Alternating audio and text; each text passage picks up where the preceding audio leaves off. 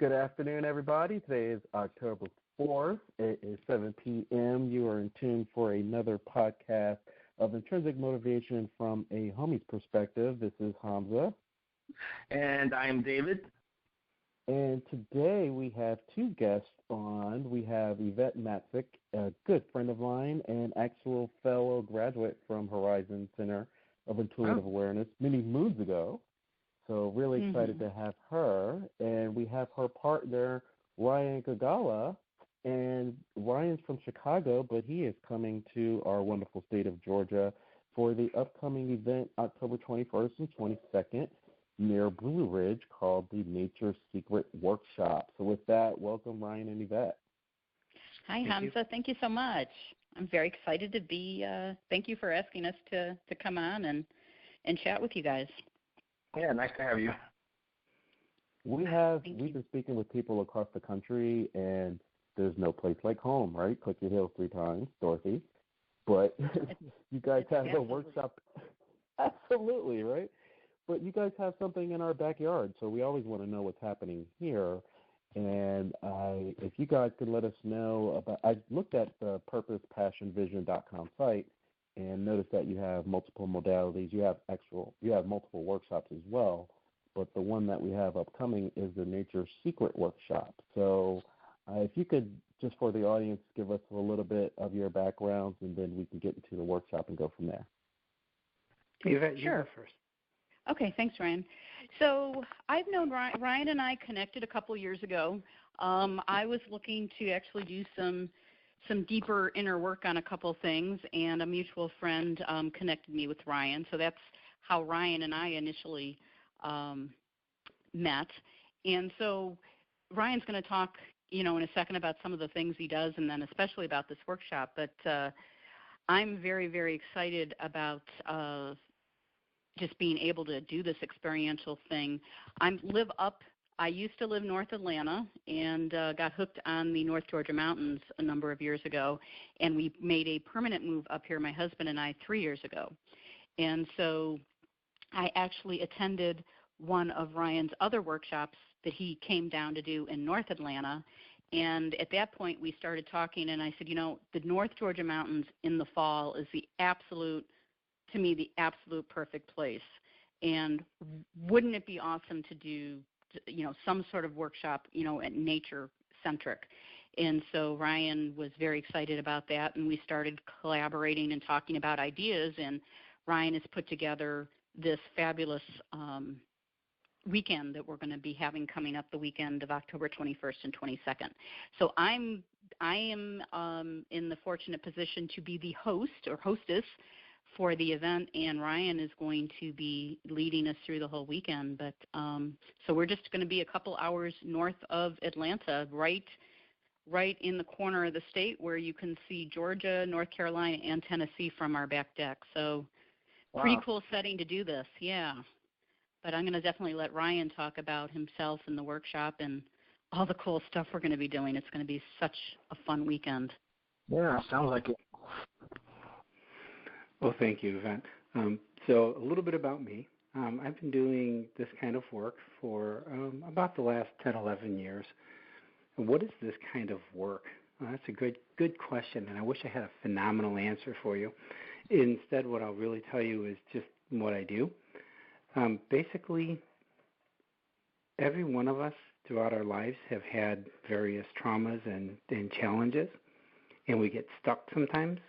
And we need help getting past some of the stuck points. Sometimes they're reaching personal goals. Sometimes they're physical ailments and whatever.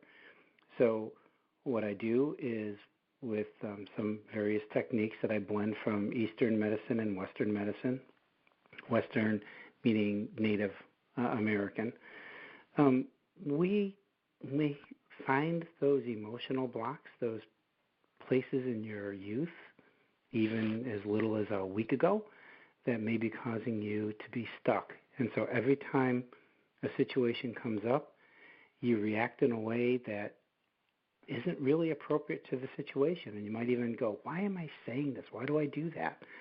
And these are because of these stuck emotions, the stuck traumas. So we find them, we help you clear them, and then you can move on with life in a much more conscious and intentional way. And it helps you to become full in who you really want to be and who you are inside, rather than the series of things that may have happened throughout your young adulthood or childhood. So it's really emotional energy for the most part. I did train with a Cherokee elder, and he did teach me many shamanic techniques, which I do use as well. So sometimes we actually do affect physical changes because we can travel to those places and fix them. But most often, those resolve themselves once we've taken care of the emotional issues. Nothing that I do diagnoses any work or any illnesses or diseases. That's for the medical profession, not for me. But we can still help supplement anything that's being done by the medical profession, and we can certainly help with many things that they are not able to do. So that's kind of it. I've been doing this for quite some time. I love nature. I've always loved nature from the time I was a kid. My favorite place to go since I was 3 years old. My grandfather bought a cabin in southeast Missouri. It's in the Ozark Mountains. That has always been one of my favorite places. I still go there. I'm a little bit older than 3 now. I still go there, and my kids have gotten hooked on it, so many of us go down there. It's just a beautiful place to be. Not quite as pretty as the North Georgia mountains, I'll grant that. There's very little that competes with those, but it's still a very beautiful place. That's why I first learned to communicate with nature, and I first learned to understand things. And then with some of the studies that I've done, particularly with the Cherokee elder, he helped me to come in touch with the innate intelligence of nature. The Japanese have a word for it when they go into the forest and they get washed in the forest. I don't remember what it is, but they basically wash their soul with the trees. In the North American traditions, there are other techniques that do a similar sort of a thing, but we're not just limited to trees. We can use rocks and grass and dirt and plants and animals and all kinds of stuff. So what Nature's Workshop is going to do is stretch us a little bit. It's going to give us an opportunity to see nature from within instead of outside looking at it. So we will actually become a part of nature, because we are human and we are a part of nature anyway, but we separate ourselves from it. So by learning some techniques on how to really go inside of a tree and understanding what it feels like to be a tree. Wow. To go inside of a message that might come from a feather and understand that message and what it means to you. To be able to hear the songs of the different animals and not necessarily have a meaning, but just understand the joy that they're singing. It's a completely different way of looking at nature because you become a portion, a part of it, integrally with it. And that allows you to experience it from the inside out. Wow. Interesting. Yeah, pretty cool stuff. Yeah, pretty cool stuff. It is the first time that I tell you, when I was training with the elder, the first time that I was able to be slow enough to listen to an ant crawling. I could literally hear the ant crawling on the ground. Wow. And when I opened my eyes, I could see he was about 2 feet away from me. So it's not real far, but far enough. And then as I centered and slowed down enough, I actually heard the song of the plants. It was just a little tiny weed right. I was sitting cross-legged, and there was just this little tiny weed right there between where the knees would cross. And I actually heard its song, and it's just incredible when you can do that. There's no other way to describe it. Wow. When you started studying with the Cherokee elder, how long into it before you were able to, hear the ant walking or hear the songs of the plants and whatnot? Well, that's actually a great question. So he didn't teach that stuff right away. He taught that stuff after probably about a year and a half. But the very first time I did it was actually in an introductory session with him. He just showed me that it was possible. Yeah. And I was able to do it with him as guiding me. And that's the techniques that we'll use in the workshop. I'll be there to guide people so that they can feel and sense it. Now, the thing that you have to remember is that everybody is a little bit different. So any impression that any of your five senses gets is good. Some people will feel it or smell it more than they will hear or see. But that's okay. It doesn't matter which one of your senses becomes enlightened. With a little bit of practice, it grows and it spreads. So it's possible to do it in the first weekend. I did.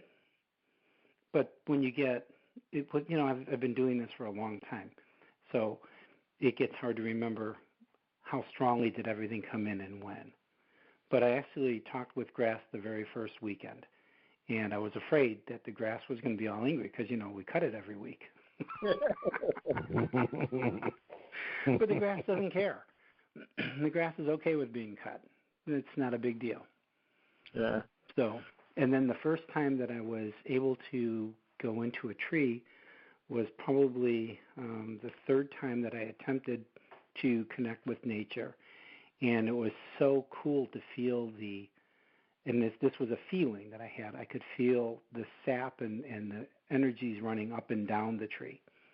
And when I separated from the tree, I could actually see it for a little bit. It was almost like looking through the bark. Now, that was my experience, but that doesn't mean anybody else's will be identical.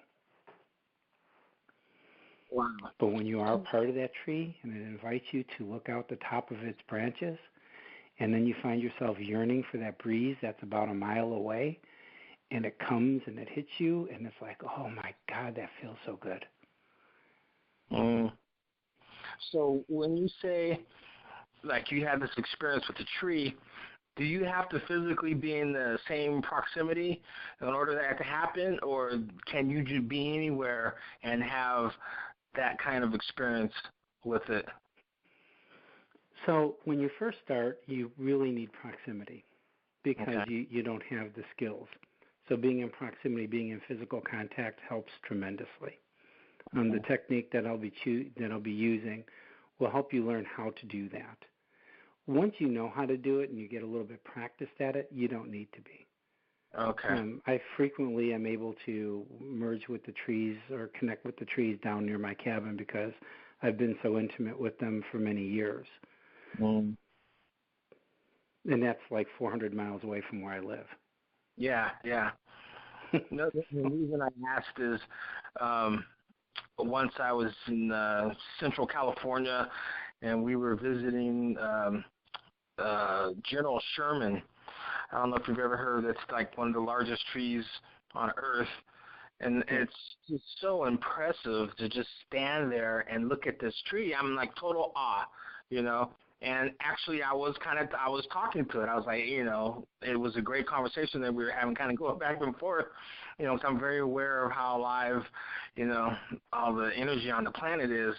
And so that's what made me think of that question is just, I've talked to General Sherman, and he's way over. You probably could today if you wanted to.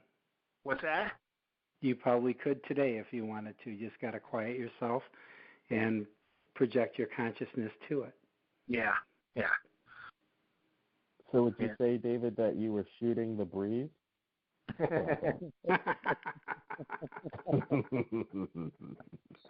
Leave it to me to bring the levity, of course. Ryan, so we like to laugh.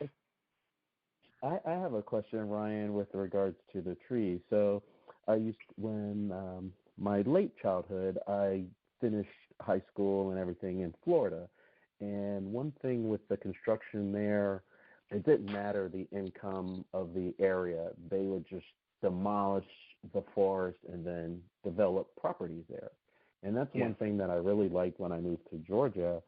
As of late, I have seen newer developments where they're tearing all the trees down to build any developments. What's your experience with communication in Illinois with the trees, and do they have the same business type where do they respect the land, or are they cognizant of the trees, or do they tear them down when they start a development? Sadly, a mix of both. And the trees quite frequently feel quite disrespected. We'll just put it that way. Sometimes the surviving ones are angry, and they won't necessarily flourish very well. But it's getting better. There's more respect for them these days in most areas, but there are still quite a few places where they just will bulldoze, leave 2 or 3 beautiful trees, and then just clear everything else out. Those are usually the large housing developers. Most of the small boutique ones will try to save as much as they can.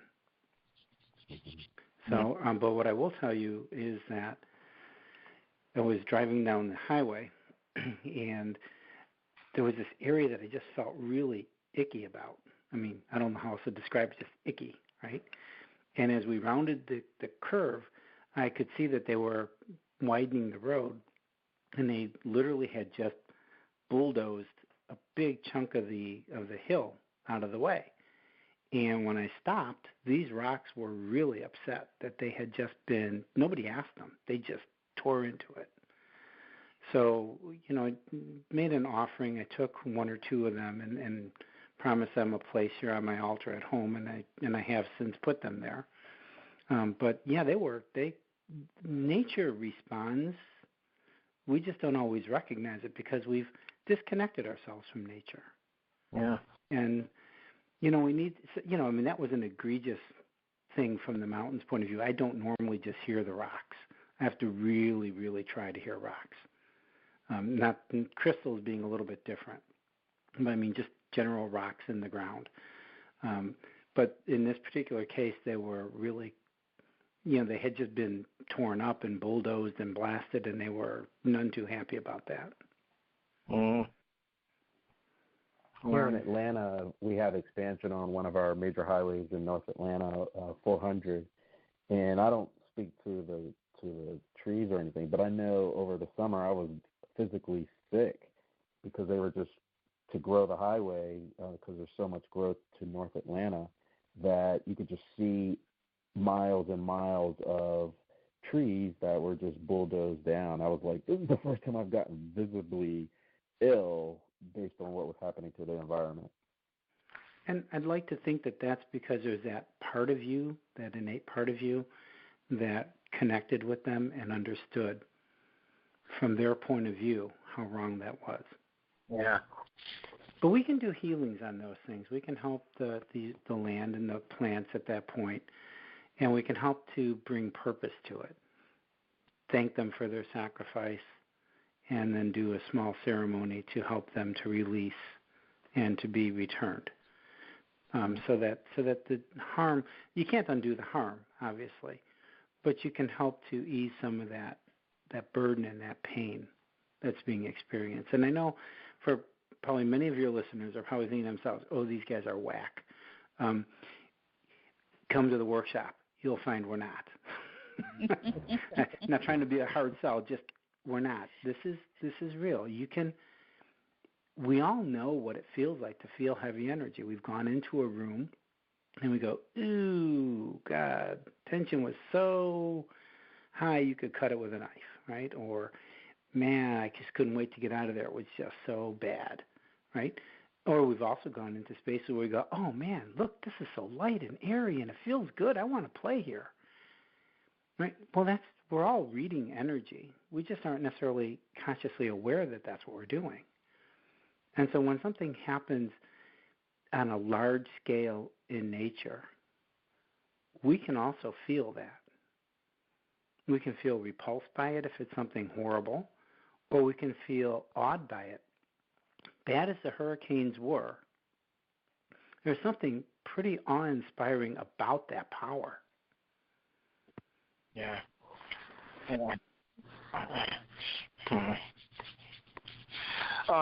There was a lot of backlash. We're coming to the end of hurricane season, but there was I mean, a lot of emotion, or I guess I would interpret it as anger, for the severity of the storms. And if we're saying, I mean, over the past couple of years, they continue to be even stronger. So are you saying that there's built up anger, or what's your take on the vicious cycles that we're going through now with relation to the hurricane? So if I could stretch just a little bit more, Hurricane Irma particularly, I did my best to work with her and to understand it. And as I was in what I felt very close contact with it, what came to me was that the earth needs to shake off some of the heat. It was too hot. And the only way it knew how to do that was to whip that energy around and dissipate it.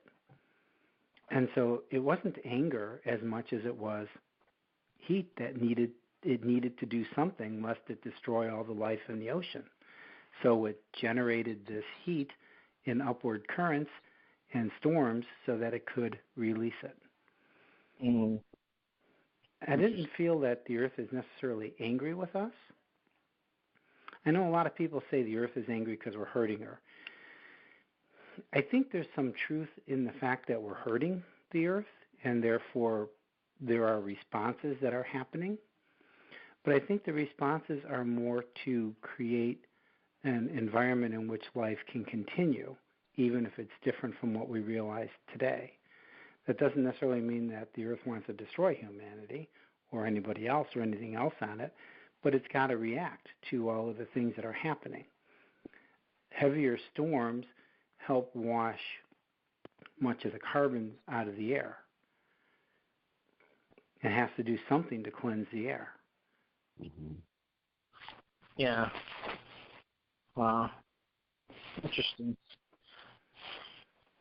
Ryan, I wanted to ask you, so what exactly are shamanic practices? Can you kind of give an explanation? What is that? Sure. I can give you examples of shamanic techniques. Okay. A fairly simple one is, and many people will do this, but a fairly simple one is an ability to astral project into another space or location and be able to observe what's going on there, be able to see things. Most commonly, I will use that to look into the energy systems and fields of my clients and be able to help guide them toward those root causes of the traumas or the emotions that are locked inside, and then help them to create a safe space and journey with them to that time so we can recreate it. And once we recreate a new situation to replace the old, we carry that replaced energy forward, and I weave that into their energy stream, into their life stream, so that although the physical event of that time didn't pass, the energy component and impact of it is now a different one. And so that helps to integrate this into our lives, helps complete the cycle, and helps us to not have those kinds of reaction patterns the next time something occurs. Another common technique that I'll use is something called chanting. And by hitting certain frequencies or chanting certain notes, we can affect different changes inside of you. And so we may be able to change some of the DNA, RNA structures and then be able to help affect the healing. Some of the things that I've learned, I don't practice very much because I'm not really much of an herbologist, but I do know some poultices and things that I can apply to or teach people how to make so that they can apply it to rashes and things to help heal those. Use drums and rattles to break up energy and then feathers to brush them away. Those are some shamanic techniques. Yeah. So I don't know in the studies that you were doing with the Cherokee healer, but are there any were you exposed to, or are there any differences between like South American shamanic practices and North American, or is it kind of blend? No, they're very different. Very different? Okay. Yeah, they are very different. I don't have a lot of experience with South American shamanic techniques. I do know that there are some similarities, to be sure, but the big differences that I see with the North American and the South American has a lot to do with the way in which they use the different powers. In the South Americans, I've gone to a few South American trained shaman or shamanic healers, so this is where I'm drawing the differences. They tend to do more looking in and then addressing issues without a lot of discussion and without a lot of work. So they're more old-fashioned, if you will, in that way. They don't follow things like chakras or any of that sort of stuff. They are much more in tune with the spirits and more of the raw spirits. So they use those spirits to do the healing work. In the work that I do and the way that I was trained, although I know how to call in the spirits, and I certainly do use them on many occasions, we use them differently. The spirits guide the work that we do, and we tell them what work needs to be done, whereas what I see in the South American tends, and I could be wrong because it's only my visual experience of what I've seen, it looks like they have the spirits do more of the work and they more or less witness it. Now, a good shaman from South America will, in fact, also do a lot of work where I've witnessed them pulling things out of people and sending them elsewhere. So I know that they can and do actual work that way.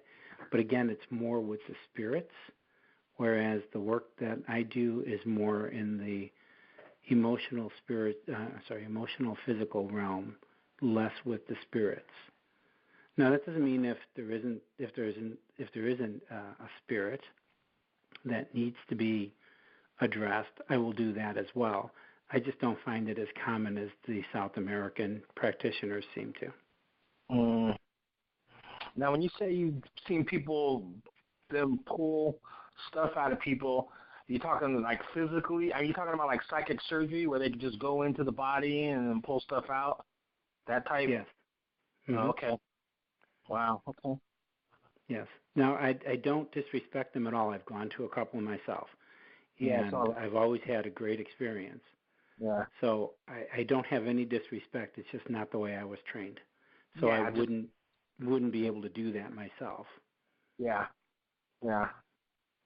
So another. Go ahead, Hamza.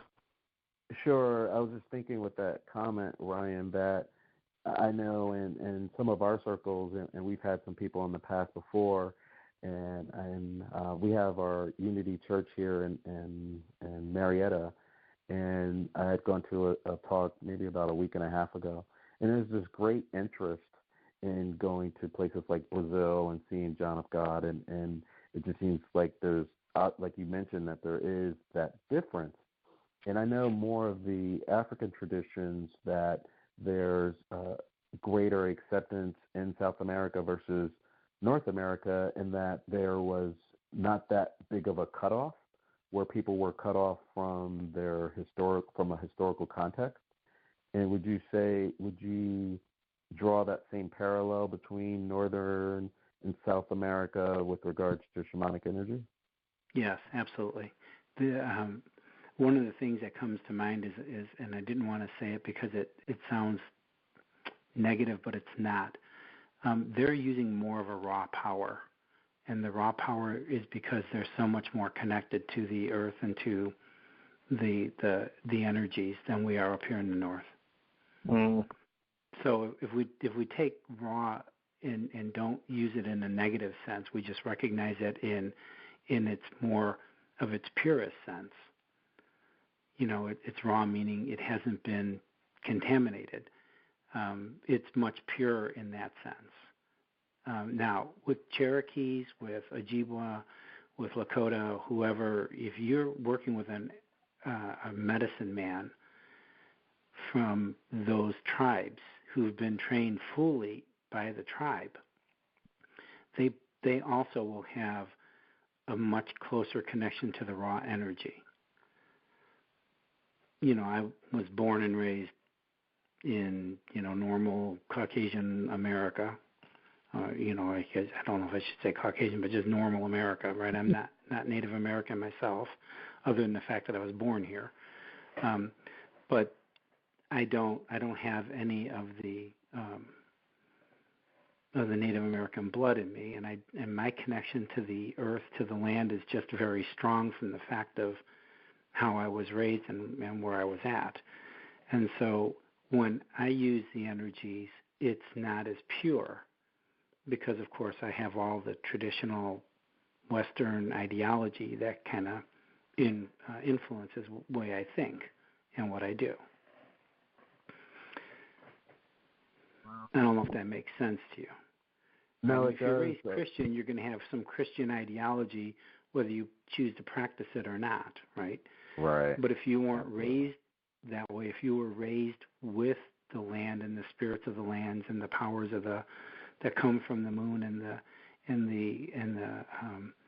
the creatures of the earth, and you're able to blend with them, you're able to draw that pure power in a way that I'm not able to. What we're seeing in 2017 is greater collaborations amongst, let's just say, I don't want to say entities, but different. Let's just from a third dimension standpoint, I've noticed chiropractors finally being accepted by some parts of the medical community. So, they may say, okay, I've done this initial checkup, and now I'm going to refer you to a chiropractor, and vice versa, right? Whereas, maybe 20 years ago that didn't happen. And I'm just thinking out loud with your workshop, I'm sure it's going to be great. And we could talk about how people get in touch with you after the workshop, because I'm sure you don't leave them hanging after that workshop, right? They want to know more information. But do you foresee, if you don't have anything in place now, where there would be a collaboration with the energy healing from a shamanic level that you're doing and collaborating with those in South America? Potential trip? I haven't explored any of that at this point, although I did recently meet a healer at one of the fairs up here, and I really liked her. I actually watched her work for a while, and then I went and had a session myself. And I did mention to her when I left that it would be I'd be willing to give her a session if she wanted one, so that we could see how we might work together. So I don't have anything specifically in mind, but I have kind of looked at what areas can she do that I'm not so skilled at, and what areas may be better at that she's not. So, but she too is she went down there to, I think she said she went to Peru, and she spent, I think, 6 months in Peru learning, and she's gone back several times. So it's not like 6 months and she's done. This is over the course of many years, but her initial stay, I think, was 6 months, and then she's gone back for a month each year for several years now. So I know she continues to do her training, which is one of the disadvantages that I've had. The elder that I was working with has stopped training, so he doesn't do that anymore. I can understand it. At some point in your life, you kind of feel the need to pull back, and he just wants to focus on the tribe and not necessarily be training outside the tribe anymore. Yeah. What about so in your training, did it involve at any time doing like vision? What do they call them, like vision quests, or using peyote or anything like that? So I did go on a vision quest, yes. Cherokee do not use any psychedelic type of drugs. Okay. So no peyote, no other type of drugs. The only medicines that come from nature are some of the herbs that are used for healing purposes. But no, nothing for generating trips or experiences. All of that is based upon your readiness and how you prepare yourself. So to prepare for my vision quest was a 3-year ordeal in preparation. In addition to quite a bit of just training in general, there was a lot of preparation work that I needed to do, quite a bit of soul searching, clearing of my issues. Then when I went to the vision quest, it was done in the mountains of New Mexico. Oh, really? What and part? I spent, I'm sorry? I said, what part of New Mexico? Because I lived there for 20 years, so just curious. It's the Gila Mountains north of Las Cruces. Oh, okay. Okay. So we're there for 2 days. I built a sweat lodge, spent a night in the sweat lodge. There's traditionally there's 4 rounds to a sweat. So did each of the 4 rounds in the sweat. There were a couple of us that went, so I wasn't alone. And then after the sweat, we went up on the mountain and we went for, they're typically, as long as you choose, you want to be, but we were there for a maximum of 5 days. So you go 5 days with no food or water. And then when you're done with your vision quest, you come down from the mountain. And at that point, then there's a ceremony to bring you back into the world. And that's when you can start to drink a little bit of water, have some light broth type stuff to help, regenerate your body so it starts working. And then, by the end of the day, you're more or less back to normal. Wow. Usually takes 2 days to really get back to normal, but by the end of that day, when you come down off the mountain, you're pretty much back to normal. And yes, you really can survive 5 days with no water.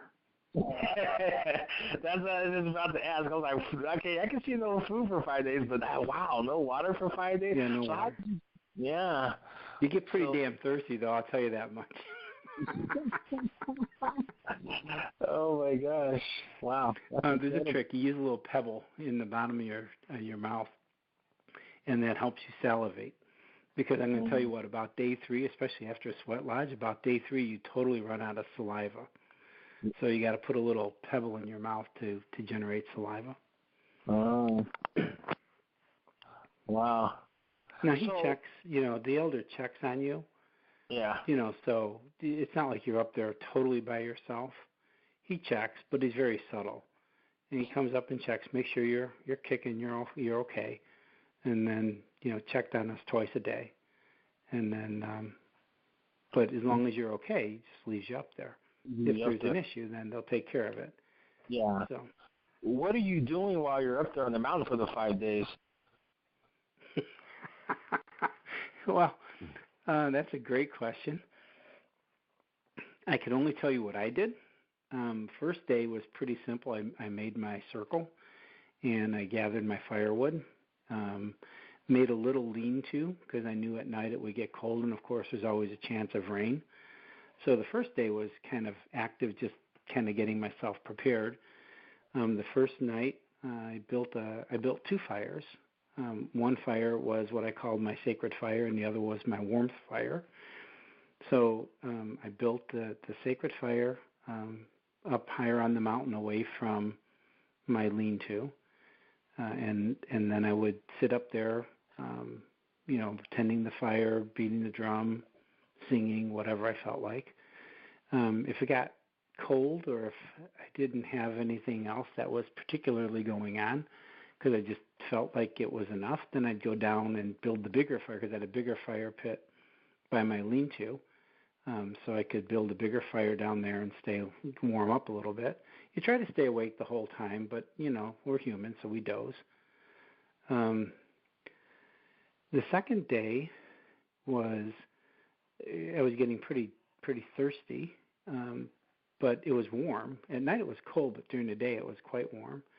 So I just sunned myself for a while, and I just kind of looked around and smelled around and kind of meditated on some things, and sang and played my drum again and chanted a little bit, again, to purify me and get myself ready for whatever might come. And the second night it was kind of the same. The third day, looking at my lean-to was like a movie screen, so I had all these images of many, many things. I can't even begin to describe what all they were.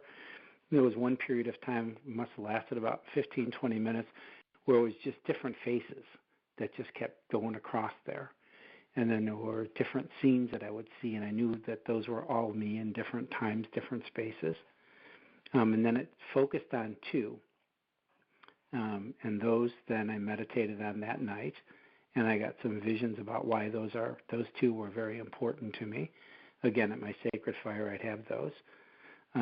That third night was third night? Might have been the fourth night. I was up there, and I suddenly found myself calling out in this strange, strange animal sound. And I didn't know what it was. And it was kind of fun, but it was kind of scary because, you're going, what is this? And as I sat down after I did that, this gigantic black wolf came up and sat maybe 20, 30 yards from me and just looked at me, and I looked at him, and he just, after about 5 minutes or so, he just got up and walked away. Wow. And that night I was visited by a spirit. He was a gigantic spirit. Holy cow. This thing probably stood about 50 feet tall. Wow. And we conversed, and he gave me insights into myself and into my life. And then that would have been the third night. Then the fourth day, I was standing out there at the sun, and I gave a greeting to the sun, and I had another vision. And that's when I found out who I really was. And then that night, I knew was my last night because they came and told me that this is your last night, that I could sleep now. So I went and laid down in my lean-to, and I slept for the night. And then the next morning, I came down.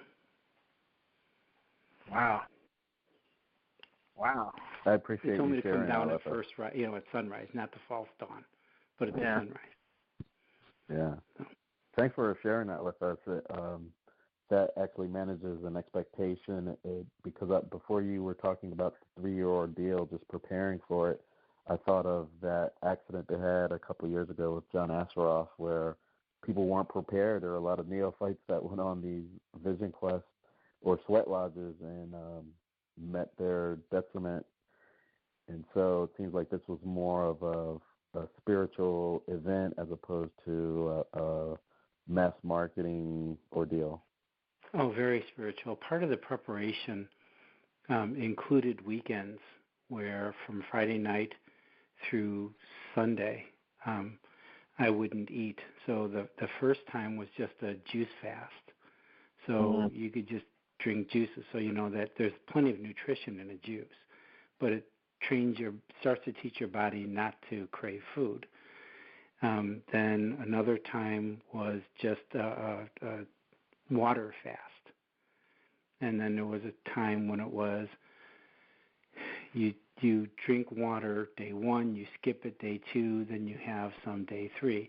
Then I don't remember the exact order, but some of it was lemon water had to be in there to help purify you. And this went on for many weekends, several weekends, not in a row, obviously, but they were all practice so that you could learn how to create a fast and then break the fast properly without getting sick. So, that took that's why I said there was a lot of prep. And so he didn't just throw it. He didn't just throw us on the mountain and go, here, have fun. This was a lot of work. And I say us because initially there were about 8 of us that were interested, but by the time we actually did the Vision Quest, there were only 3 of us. Mm-hmm. The other 5 didn't actually end up going. So the other two, there was just three. The other two, you were interacting with them the whole in those 5 days, or were you kind of spread out and see each other? We were spread out. Spread out. I was on one mountain. There was a guy who had gone up probably, I don't know, he topped the ridge, so I don't know how much further he went. And then there was a woman on the other, because the camp was in a valley, so there was a woman on the mountain on the other side. Mm. So, I don't really know. And that was our first time ever camping. Go figure. Oh, wow. So, but she did great. And in fact, she's from around this area, so I still see her. We still get together once in a while. Yeah. I know Yvette remembers in class we had I think we started out with about 8 or 9 folks, and by graduation a year later there were only 3. So I know, and then there were 3. And then there were 3. Yeah. And so Ryan, it took you 3 years to prepare for your Vision Quest, and I'm sure it doesn't take 3 years to prepare for your Nature Secrets workshop. So no. Can a person do to prepare? Honestly, the best preparation you can come is with an open mind and an open heart. Oh. The rest of it I'll teach. Everything that we're going to do there is really related to things that you've already done. But there are some new things and some of the items that'll be a little bit difficult for people. And the reason we go through it kind of over a whole weekend is so that we can learn how to let go. But a drum journey is one of the things that we'll be doing on the weekend. Drum journeys are a lot of fun, but you have to remember you don't drive the bus. So when the drum is beating, if you're going to be listening to the drum and you're going to be saying, gee, I wonder if you can really keep up that constant beat the whole 15 minutes, you're not going to have a journey because you're focusing. It's just like when you go to sleep. If you go to sleep and you say, gee, I wonder what this is going to do. Boy, I wonder how I'm going to handle, tomorrow's bills, or what am I? If you start thinking, you're never going to fall asleep. Right? Yeah. You can't. And then the more you start thinking about, I just need to get some sleep, the harder it is to fall asleep. Well, the same thing goes with the drum journey. If you want to drive the bus, you're not going to have a journey. So what we have to do is help teach you how to release control. So we do that quite simply with some very simple, easy exercises during the course of the day, guided meditation, occasions where you'll do some of your own quieting of your own mind, getting your own heartbeat in sync with the earth. So things that will help you to learn how to let go and learn how to slow yourself down, and mostly slow your thoughts down or stop them.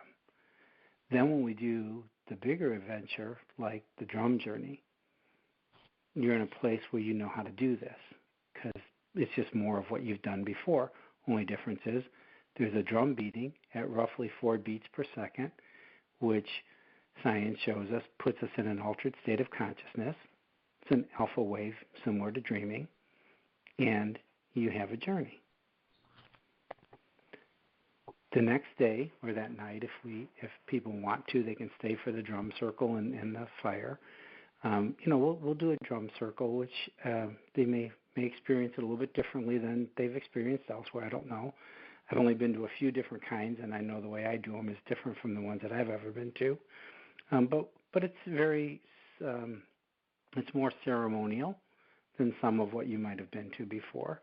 But it's fun. It's a lot of fun. Everybody gets to beat a drum and make noise, and it's kind of fun. And then on Sunday, we'll pick up with messengers and messages and learn how to get messages from stones, from rocks, from feathers, from different objects. And some of these will be probably pretty unprofound, and some of them will be pretty profound. And people will learn they'll maybe meet one or more of their animal guides because they'll have learned how to do that. And we'll also then be able to talk with and meet the diva of a crystal. Crystals that are living have a We call them a diva. They have a consciousness about them. And you can actually meet with and talk with the diva. But it's the diva's home, so you have to ask permission to come in. And assuming you get granted permission, you'll be able to talk with the diva.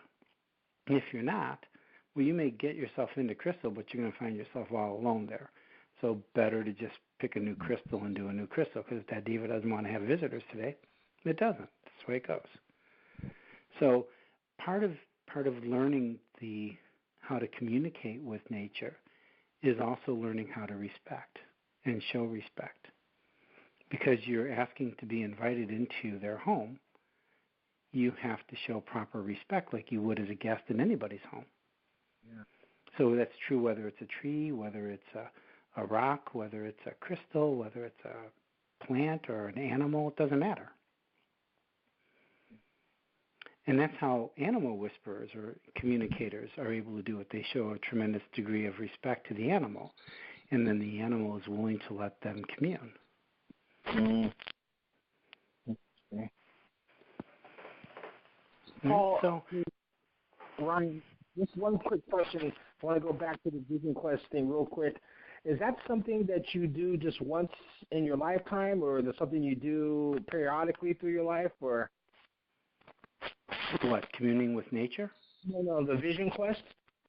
Oh, the Vision Quest? Yeah, most people would only do it once in their lifetime, although if you're a glutton for punishment, no, I'm sorry.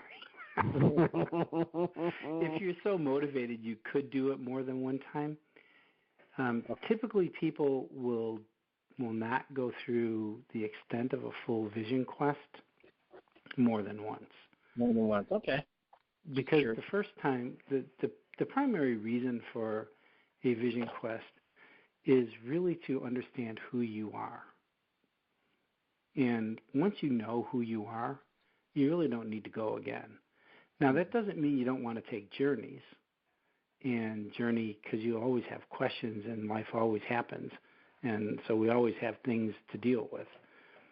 So you can do other journeys, but you don't typically do another Vision Quest. Although you can. There's no hard rule that says you can't. I just don't know too many people who do. Doesn't mean they don't. Yeah. Okay. Yeah, I was just curious if it was something you do like, every couple of years, or it's just something you just do like once. So, okay. If you need to do it more than once, then you probably want to understand what you're really looking for before you do it the second or third time. Okay, I see.